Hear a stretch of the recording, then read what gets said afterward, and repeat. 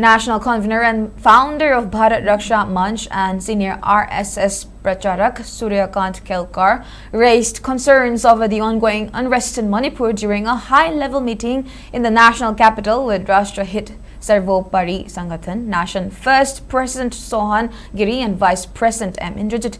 The discussions focused on demographic shifts, border security and internal stability in northeastern border state, expressing apprehension over alleged external influences and illegal infiltration contributing to prolonged tensions and security challenges along India-Myanmar border. Kelkar stressed that safeguarding indigenous communities, including Meitei population, must remain a top priority and assured firm support for efforts aimed at ensuring their safety and preserving their cultural identity.